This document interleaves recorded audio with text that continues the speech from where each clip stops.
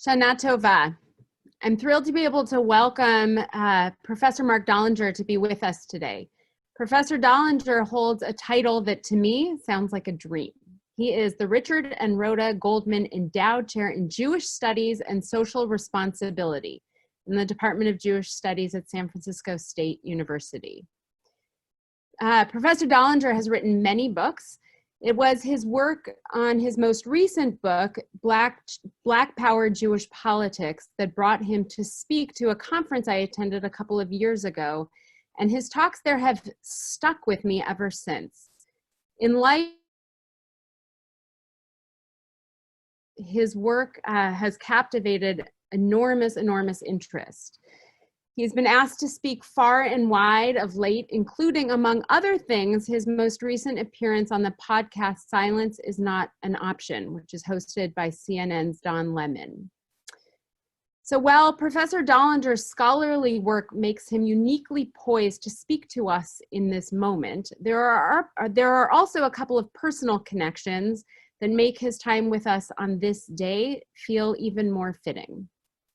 Number one, Marc Dollinger is his legal name, but to me, he will always be Moshe the Rosh. I grew up at the Reform Movement's Camp Swig when it existed in Saratoga in the Santa Cruz Mountains, where every camper had a unit head called a Rosh Edah. Marc Dollinger Roche, as we called them by shorthand, that every camper wanted to have. And I was among the fortunate ones to be able to spend many a summer under the tutelage of Moshe the Roche. He is always Moshe the Roche to me. And number two, Marc Dollinger, Professor Marc Dollinger, was one of many young people to wear a long robe, not unlike the one I'm wearing right now, to stand on our own Temple Menorah Bima for his confirmation. He grew up here in the South Bay and was confirmed right here in our synagogue. And so, between his scholarly expertise and his personal background, you can see why he is the perfect person to speak with us today about a topic that will make us appropriately a bit uncomfortable, but in doing so, to open a hugely important conversation for us, one that, as I said earlier in our service this morning, and so thank you, Professor Dollinger, for being with us and opening this conversation for us. Thank you, Shana Tova. It is great to be back at Temple Menorah, especially to those of you who were around in the early 1980s when I was confirmed. We'll have a little bit more on that later. I'm especially excited just because I was raised in the South Bay and came through Temple Menorah, and this talk, which I've been giving for years, actually evolved right near where you are. So if you give me a moment to set up my slides, you'll be able to see. Okay. This story begins, for those who maybe don't recognize it already, at Malaga Cove Intermediate School. In when I was a sixth grader in Miss Lyle's ESS class, her English Social Studies class. And in that course, for one unit, we had to learn about a group of people that Miss Lyle told us were called Mongoloid. And we knew Mongoloid because she told us they had slanted eyes and yellow skin. Next, we learned about a group called Negroid, and Negroids had flat lips and a dark complexion. Caucasoid, white skin and average features. Can you imagine on the unit test, true, false? Mongoloids have dark skin. You see, if you did your studying, you would know that that's false because it's Negroids that have dark skin. Matching. This is back in the day. On one half of the page, you had the groups, and on the other page, the attributes, and you had to draw a line matching to connect each one. Fill in the blank. Caucasoids have blank skin. And then you would have to know to fill in white. Jews and whiteness are subject for today. Shana Tova to everybody. And I just want to say, because Many of you know Malaga Cove. You might even know Miss Lyle. She went on to be a librarian in the Torrance Unified School District. And I reached out to her when I first wrote this lecture. And I don't blame her. This was part of the curriculum in California State Public Schools in the 70s. And she actually came to hear me give this talk when I came down to the South Bay to give it for the first time. So I was thrilled. I wanted to put this here just for all of you. Yes, this is the confirmation class of 1980 with Rabbi Kahane, Cantor Cohen, and Phil Silverman, who was our Bible teacher. Front and center, that's me with a lot more hair and a lot younger. I don't know if any of you are here, still there, so hello again, or parents and friends. So I'll just give a moment. And I'm happy to say that I'm in contact with probably 8 or 10 an educator at Oakland, and she actually hired me to be the first Jewish education job I ever had. Because of that, I wanted to go into Jewish education, and she's now up in Santa Barbara. So, so it's great. It's really just a thrill to be back. Okay, so what we're going to cover is the 2 historical questions. Are Jews white, and what are its implications? I'm going to be arguing that Jews, more than any other American ethno-religious group, maintain an ambivalent, if ever-changing relationship to whiteness. Over time, place, and person, its very definition proves contested. Ultimately, Jewish whiteness exposes the dynamics of privilege and the powerful, sometimes even destructive ways it plays out in American Jewish life. So first, a very controversial, the best triggering question for this is when you get those affirmative action forms and you have to check your race. And assuming you are a white presenting Jew, like you look like me, like do you check, white, or do you go down to other, which is the option, at least on most of these forms, and check other and then write in Jewish. So what we're going to do is talk about defining what whiteness means on those forms, do a quick historical overview of Jews and whiteness, and then look at some implications for Jews and whiteness. And then you'll have time after I finish to speak with the rabbi and have some interaction and Q&A. And I'm always available by email if anyone wants to reach out if you have any more questions. We'll start with sociology. And that is to say that whiteness is actually not biology as much as it's sociology. Of course, how one presents physically is huge if one has lighter skin or darker skin, but that is the fact that this is often as much about one's relationship to power as it is about science. And here's the example. Let's take your 16 great-great-great-grandparents, however many we need to get 16 up there. And let's imagine that 15 of them are Italian, and the 16th is Irish. What are you? You're probably Italian. You probably have an Italian name, Italian religion, culture, food, ethnicity. Maybe somewhere that Irish 16th person gets into your life. All right, let's give you the same 15 Italian ancestors, but let's make that 16th from Africa. What are you now?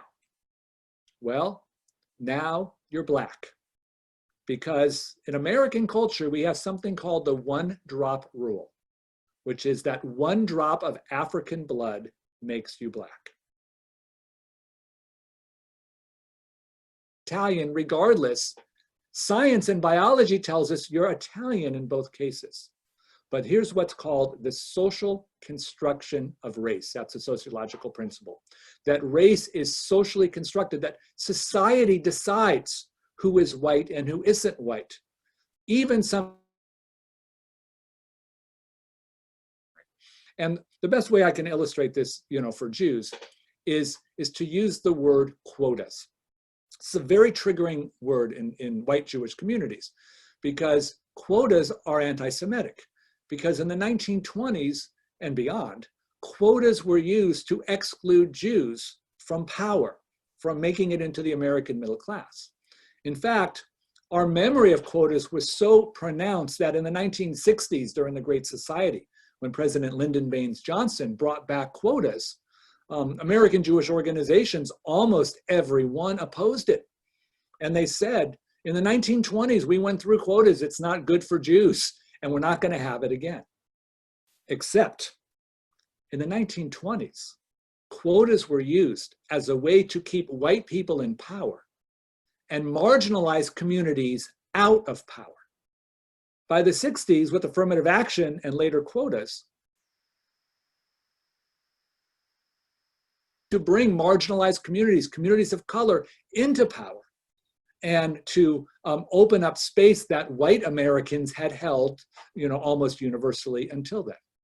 So if you were a self-interested white Protestant in the 1920s, you loved quotas, but you hated them in the 60s. If you're a self-interested Black in the 20s, you hated quotas, but you loved them 40 years later. Jews hated them both times. I think American Jews are the only group that hated quotas both times because something happened to Jews between the 20s and the 60s. Jews became white. And with that piece of evidence, we want to figure out how it is that could possibly happen. And for this, I'm going to rely on the work of my colleague, Professor Eric Goldstein. He's at Emory University in Atlanta, and his path-breaking book was called The Price of Whiteness: Jews, Race, and American Identity. If you are interested in the best book on the topic of Jews and whiteness, get this book. So I'm leaving it here for a second if you want to remember the title. The other really important book in this field is by Karen Brodkin, now the retired anthropologist from UCLA. And her book is called How Jews Became White Folks and What That Says About Race in America. Brodkin takes an anthropological view, and much of her book is autobiography. I will just be honest, it's a quicker, easier read because it kind of mixes family stories, with Jews and whiteness. Professor Goldstein's book, is his former dissertation. It is a solid academic book, so you can decide which of those two flavors interest you.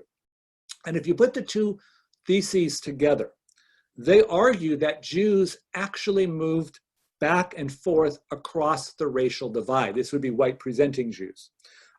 Sometimes it was a good thing. Sometimes it was a bad thing. But all the time, it's really good for us to frame and understand American Jewish history and the way Jews have interacted. So what we'll do is we'll start in the Gilded Age.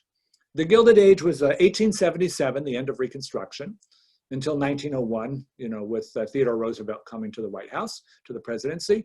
So in that era, Jews were not considered white. And this is part of that social construction. That's just like, that's what society said at the turn of the 20th century. Jews were not considered white. And here's the strange part. It was a really good thing not to be white if you were Jewish in late 19th and early 20th century America. Because here was the word on the Jewish race. The Jewish race was genetically predisposed to study. So if you wanted to be around somebody who was going to study hard, be around a Jew. Jews were genetically predisposed to hard. There was what we later would call the Judeo-Christian ethic or character. And that is that Jews were part of a larger Western, brought us together with Christians in America. I'll say that they also said that Jewish men were predisposed to be good husbands. And if you were looking for a loving, supportive man, Jewish men would do that. And Jews were considered genetically predisposed to temperance, meaning they didn't drink. So if you didn't want to be around a drunk, you should be around Jews. So here is the irony. Jews were not white, and it turned out to be a good thing to be considered genetically different.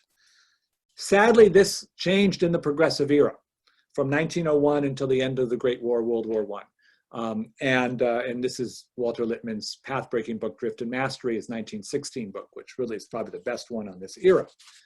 Well, now Jews are still considered not white, and it's considered a bad thing.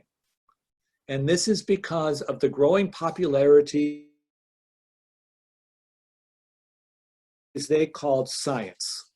I want to call it pseudoscience because it really wasn't scientific, but you need to know that when you studied it back in the early 20th century, you were not studying it as an example of anti-Semitism or racism. You were studying it as truth and as fact. And the idea was if scientists could study people's genetic makeup, they could find ways to improve your health, improve your life, improve your being. It turned out, and I'm sure many of you are familiar with what happened with eugenics, that it turned out to be sexist because eugenics argued men were superior to women. It argued that non-Jews were superior to Jews and white people to black. So it turned out to be awful. Here is one of the most awful books. This is called The Races of Europe by William Z. Ripley. It was published in 1899. And in this book, Ripley divides white Europeans. So I want to be clear. All these people are presenting as white, yet we are so fascinated with racial status and classification in genetics that there is a group called Teutonic. Teutonic people are from Northern Europe. They're from England and Scandinavia and and very successful. They had the best gene pool of all.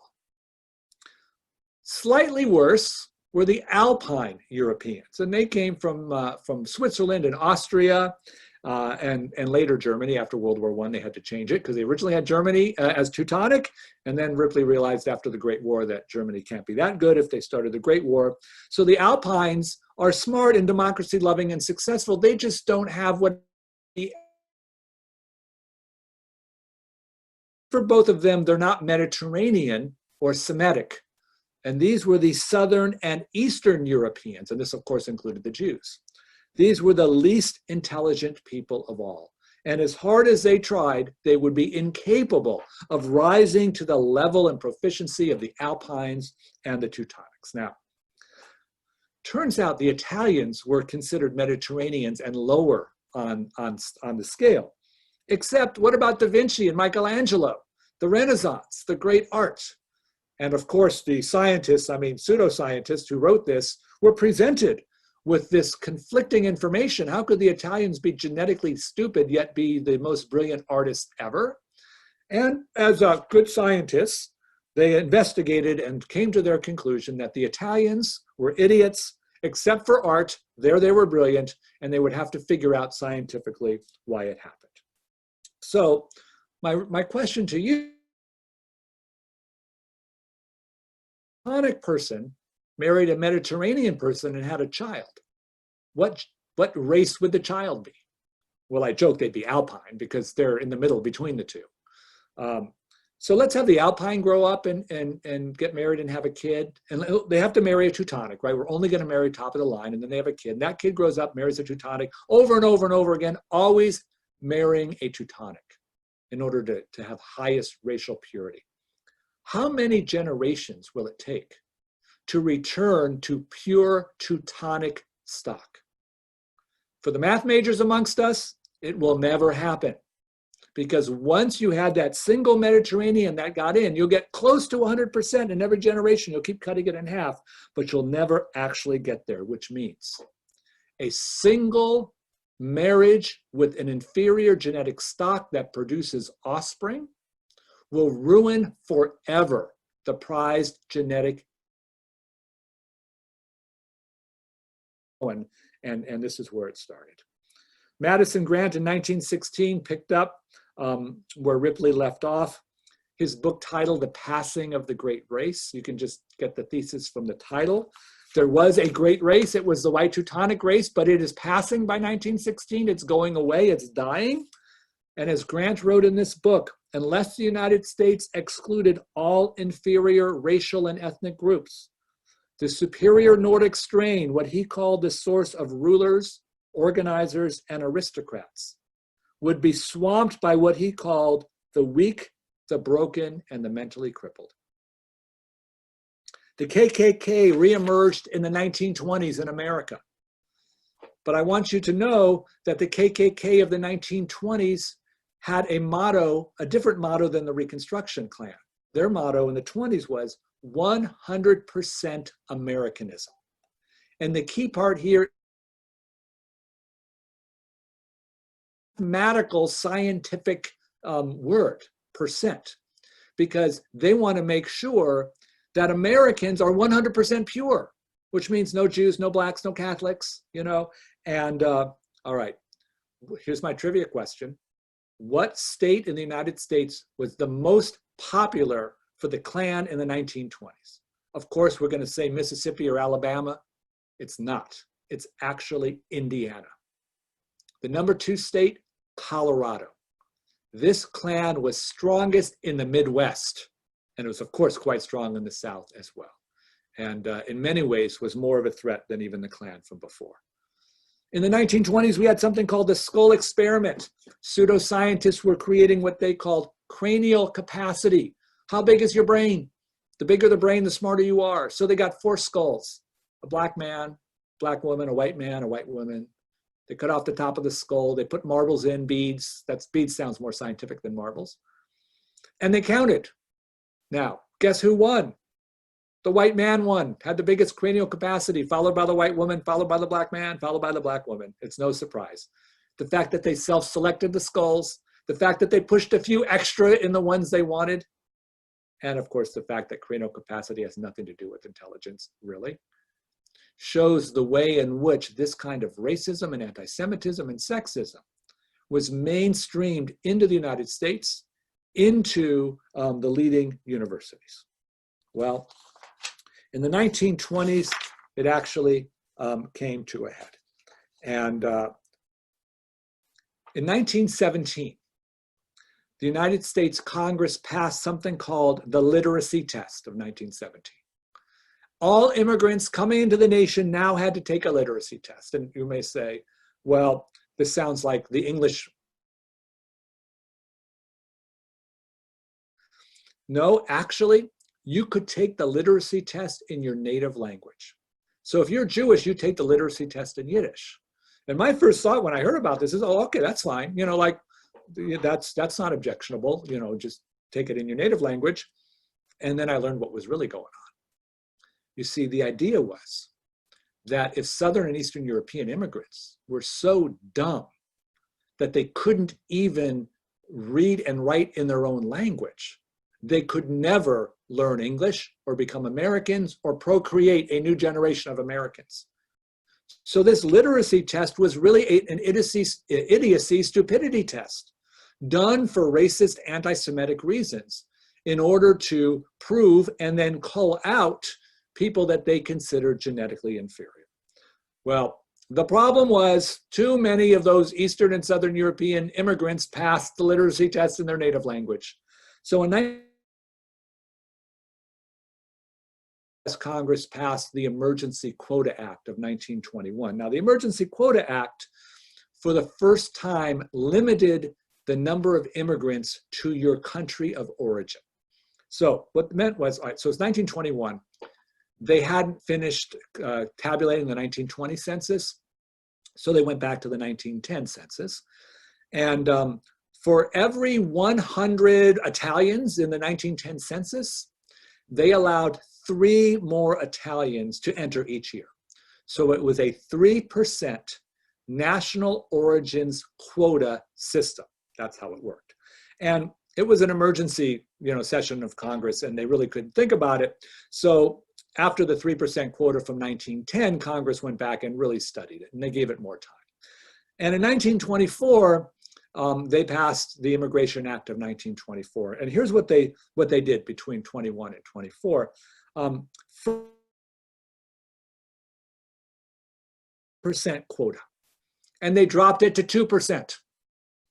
Second, by 1924, the 1920 census was now available, so they used the 1890 census. Wait, did he just say the 1920 census was available, but they used the 1890 census? Absolutely. Here's the rhetorical question. Why are you going back to 1890 if you used 1910 last time and you can use 1920 this time? Well, what do you want? 3% of what America looked like in 1910 or 2% of what America looked like in 1890.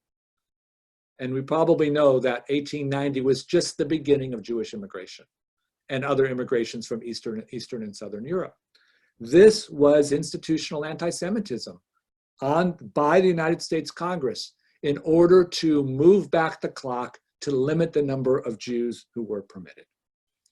To be realistic, I'll tell you, Great Britain and Northern Ireland, their quota was 65,721. I got to tell you, I don't know how many people walking the streets of London thought, I'd like to move to New York. But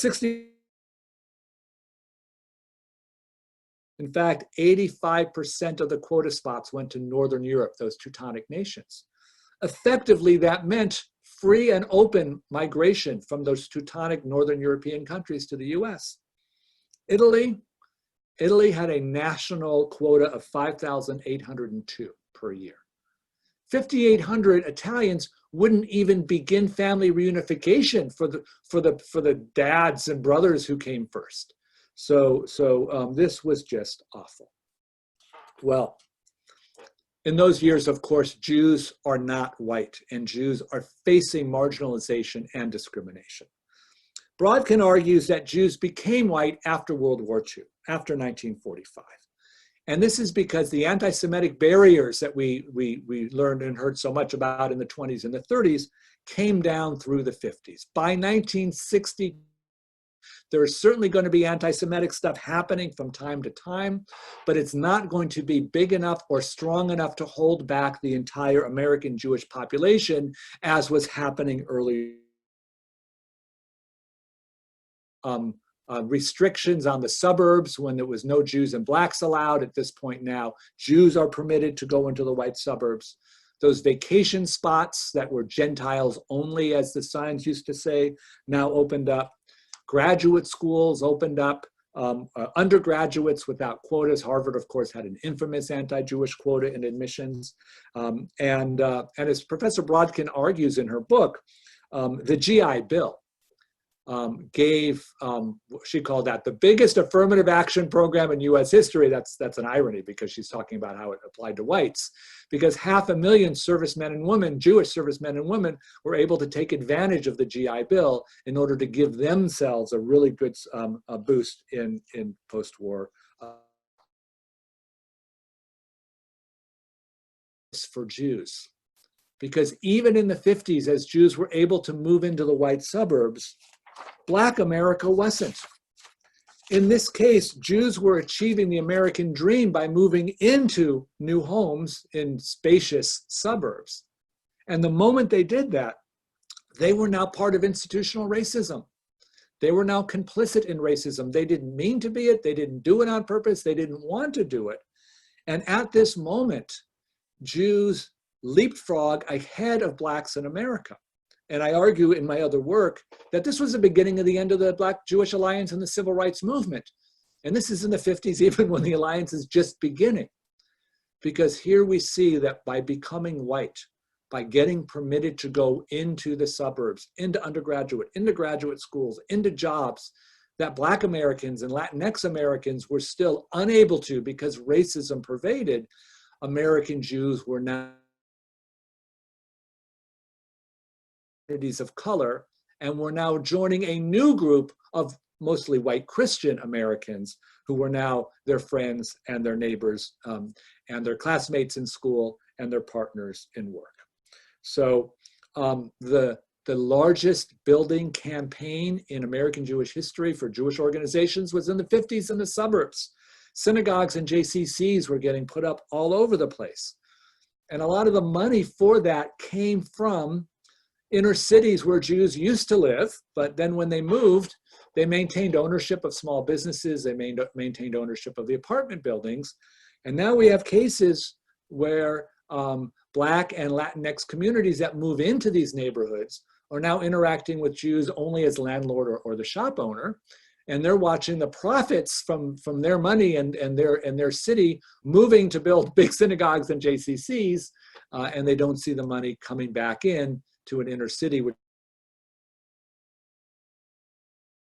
when the ADL studied the JCCs the ones being built, to see if they would be racially exclusive. And they found, well, first of all, half the JCCs would only admit Jews, so we don't know what their policy would be. We don't know if there were Black Jews or Latinx Jews that would try to get in. But for the half of the JCCs that were open to anyone, half of those were racially exclusive. So we found a pattern where as Jews moved into white neighborhoods, they became white. Not only themselves and the privilege they enjoyed, but they also tended to emulate those patterns in the organizations that they created. So now we'll take a visit to the South. And in the South, in the 1950s, and I want to give credit to the late Rabbi Alan Krauss of blessed memory, who died before his time. Fortunately, this was his HUC rabbinic thesis from 1965, which his son Stephen Krauss and Professor Mark Bauman were able to. In the mid 60s, and interviewed Reform rabbis in the Deep South about civil rights. And he did this anonymously, right? Because he understood that they were not going to speak freely because of the threats that they faced as white Jewish rabbis in the South during the civil rights movement. And fortunately, Rabbi Krauss released the guide to me. And well, here's Rabbi Milton Grafman from Birmingham. My colleagues who have shouted the loudest, that is about civil rights, have not been willing to take Southern pulpits, period. And the main reason is economic. They like this is for you, Rabbi Lewis, they like their $15,000 and $20,000 a year pulpits. If you are truly sincere about your prophetic Judaism, then you would not hesitate to take a pulpit in Gadsden, Alabama for $9,000 a year. This is what a prophet does. But he has no right to tell someone else to commit economic suicide unless he's willing. Have Rabbi Grafman opposing the civil rights movement, or at least opposing the way in which Northern Jews were coming down to, because white Jews in the South benefit from that racial privilege. I want to add, you're probably familiar with Dr. Martin Luther King Jr.'s letter from a Birmingham jail. That letter is actually a critique of white moderates. It's a critique of church and synagogue leaders who are supportive of racial equality in the abstract, but not actually willing to march in the streets for fear that that's too much, too fast.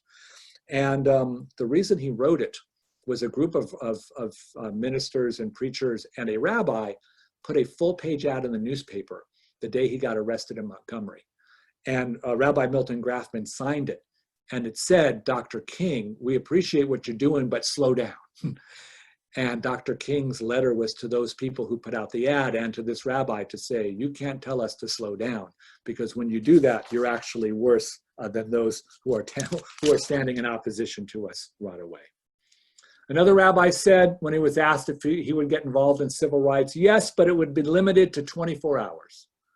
24 hours later, I wouldn't be in the state anymore.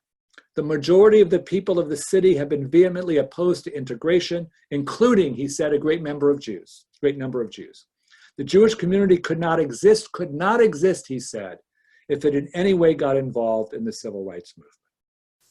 When these rabbis were asked to visit Jewish freedom riders in jail, one said, I must emphasize that I will not on my own enter any prison or jail without an accredited chaplain to that prison, except when I'm called by the warden or any other authority.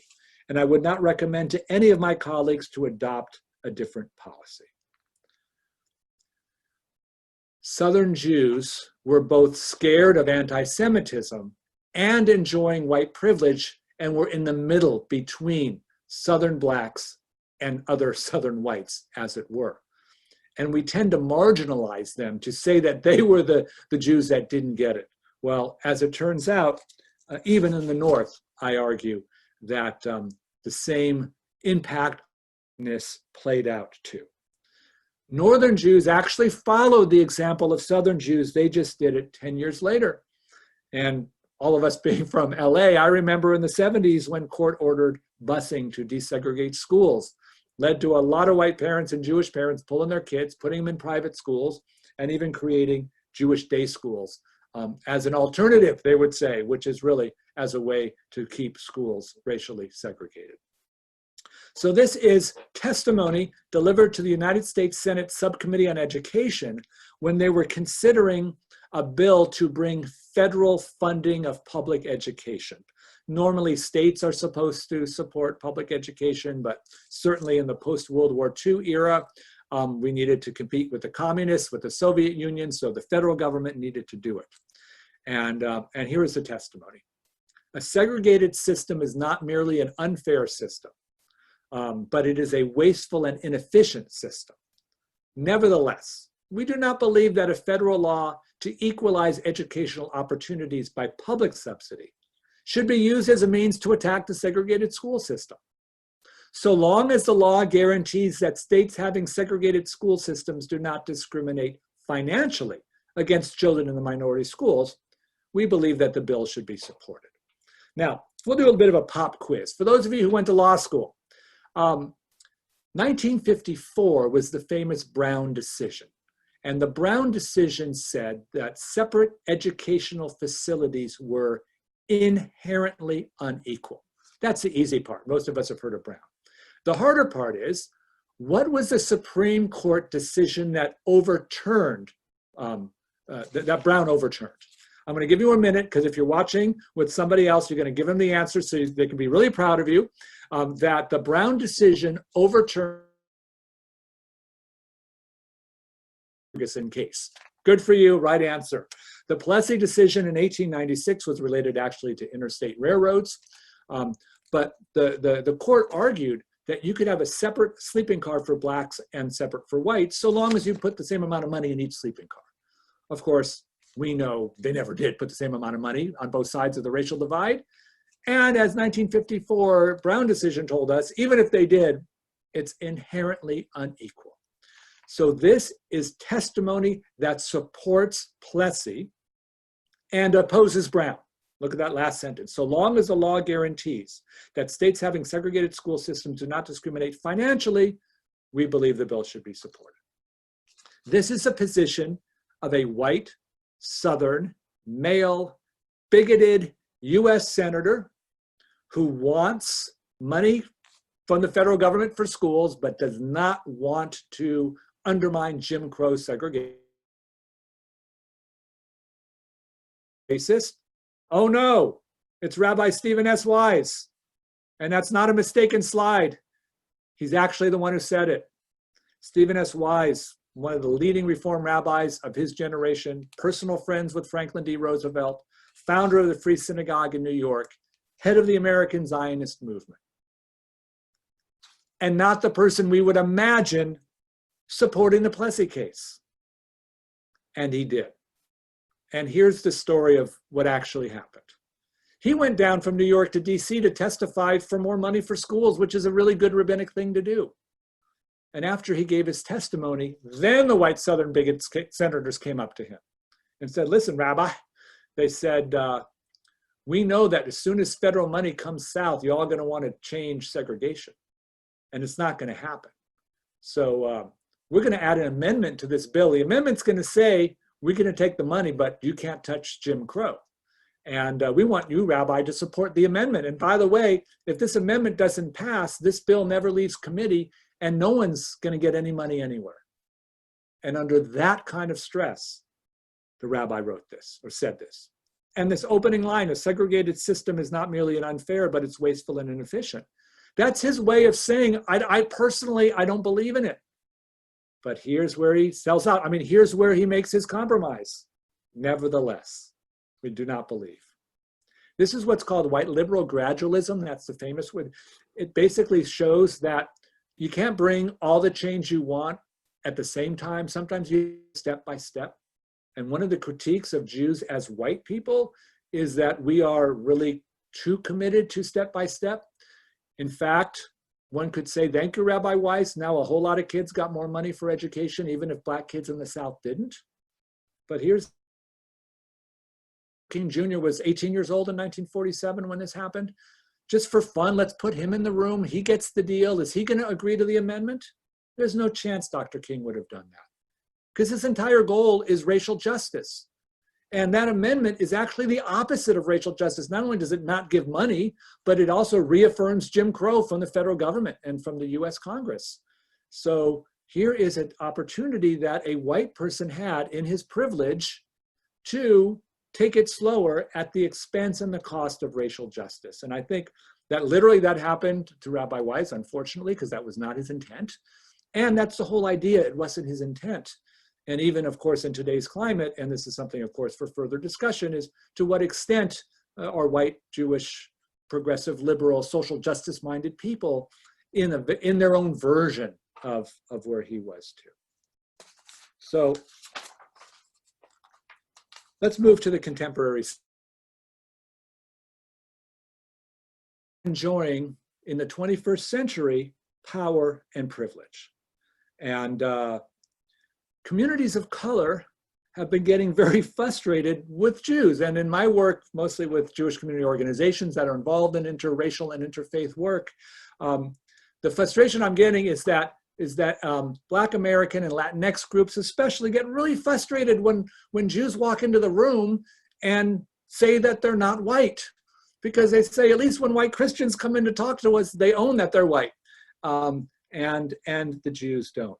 So this is my peace, love, and Bobby Sherman moment, because I like to think as an educator that if we just hold hands and sing a song and get Quincy Jones to write it and make t-shirts across America, that everything's gonna be great, because if we share with one another, then the world will be better. In fact, power creates whiteness, it creates the privilege, and the lack of power is what creates the social inequities. So really what we're looking at as white Jews is really questions about power and what impact our rising power, and certainly since 1945 or 1960, has meant for our relationship with other racial groups. And for this, I turned to Milton Gordon, 1964, path-breaking book, The Assimilation in American Life. He's a sociologist. He was talking, he says it's about immigrants. I'll tell you it's about only white European immigrants, because in 1964, that's what it meant when you said immigrants. His book goes over 7 steps or 7 levels that an immigrant goes through to become American. Clearly, you learn English, you modify your religion, you change your business practices, right? There's all sorts of things that immigrants do to become American. So what's the last thing, in our case, Jewish immigrants would have to do to prove that they have made it in America, what I'll say to prove that they become white, right? Level 7 is intermarriage. And I'll be gendered about it. They could say they really love you, but would they let you marry their daughter? And when they would, you know you've made it in America. So I say to Jewish leaders when I lecture to them, if you're out there trying to discourage intermarriage, you're actually trying to discourage equality. Because if we actually want civil equality in a Christian-dominated society, that's the goal of emancipation in my mind. The way we know we've achieved it is when Jewish intermarriage rates rise. We cannot, as Jewish leaders, in one way, try to push intermarriage rates up, and then at the other, try to push them down. That's getting caught in a really bad spot. So, so to complicate the narrative, I also want to talk about Jews not presenting as white in terms of phenotype. 12 to 15% of American Jews identify as Jews of color. To the best that we can tell, it's still challenging to get that data. This is Black, Latinx, Asian American, Sephardic, Mizrahi Jews. What is it like to be a Jew of color at this moment when white Jews are talking about their whiteness? How much of Jewishness today is not so much Judaism as it is whiteness?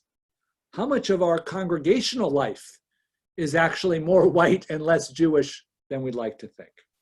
So the story here comes from a lunch I had with Ilana Kaufman. Ilana is the founder and president of the Jews of Color Initiative. Ilana is an African-American Jewish woman. And we happened to be meeting when it was the 50th, we had lunch when it was the 50th anniversary of the famous Selma March with Dr. King and Rabbi Heschel, and 200 Reform rabbis were marching for recreation up to DC to do a voting rights rally. And Alana is like, well, how do Jews of color, how do Black Jews fit? How can we re-understand all of this? And specifically, we talked about the Facebook slide. Oh yeah, so hold on. So here's Ilana. And if you're interested, type in Ilana Kaufman, Eli Talk. Ilana is I-L-A-N-A, and Eli is E-L-I. That's the Jewish version of the TED Talk. And Ilana has an Eli Talk about counting Jews of color. It's been seen 15,000 times the last I checked.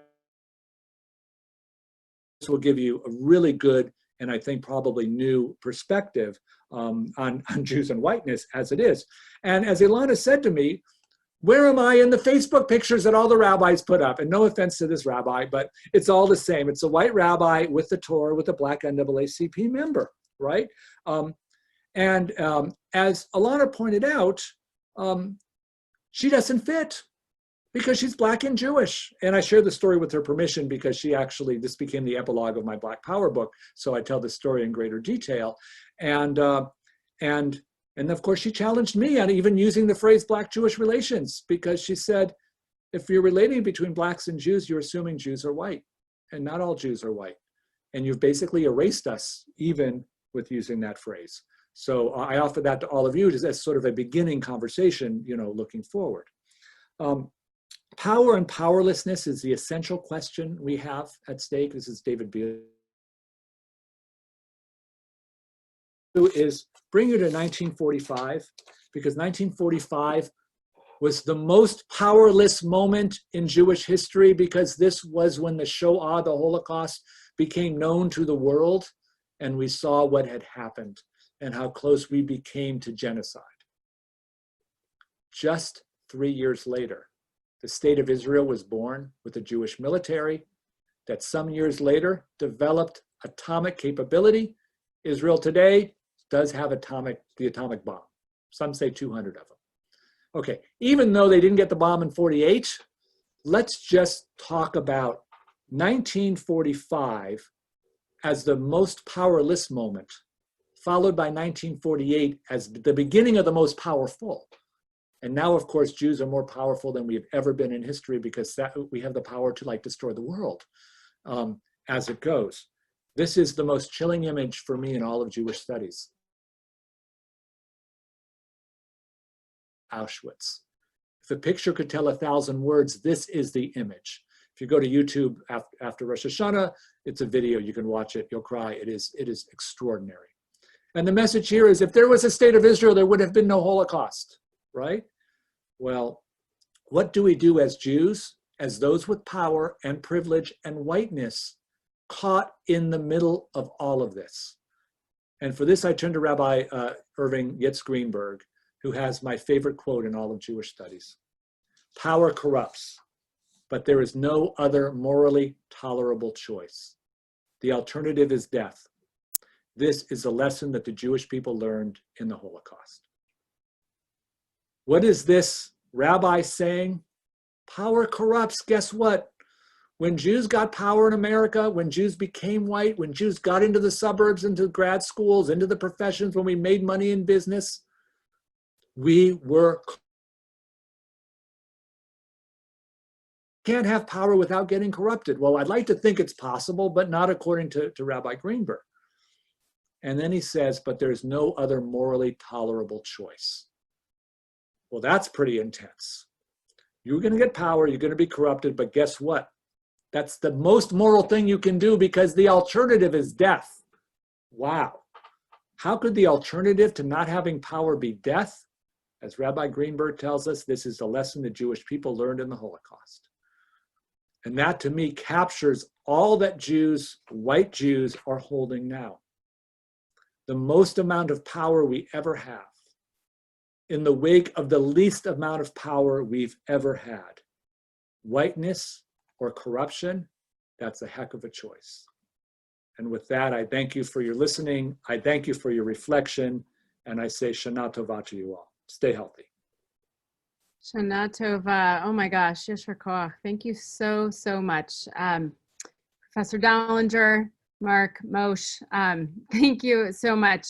I'm so struck by that teaching by Rabbi Greenberg, among other things, because especially now, because as we are at Rosh Hashanah and make our way to Yom Kippur, when we're facing, symbolically, when we face our death during these days, this is the time to have that conversation about the role that power plays for all of us who are fortunate to have it, and all of its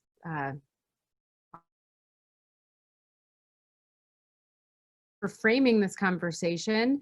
As Professor Dollinger said before, we're gonna hold on for just a moment, and then he's gonna leave us as he can do and will do, but is available to us, as he mentioned before. So if you have questions for him, please let me know. You can contact me and I will make that connection for anybody who wants. But and I want to thank you for that generous offer. But now the time has come for us to have the conversation as a congregational community about what we do with this and where we go with this. And that is, it is time to have that conversation. So Professor Dollinger, Shana Tova, Metuka, may it be sweet, may it be good. And I just want to thank you once again on behalf of, our congregation, the place that you call the confirmation of 19. Thank you so much for being with us. And we look forward to the day when you can be with us in person as well. Thank you so much. I look forward to it. Take care, everybody, and stay healthy. Bye-bye. Thank you. Bye-bye.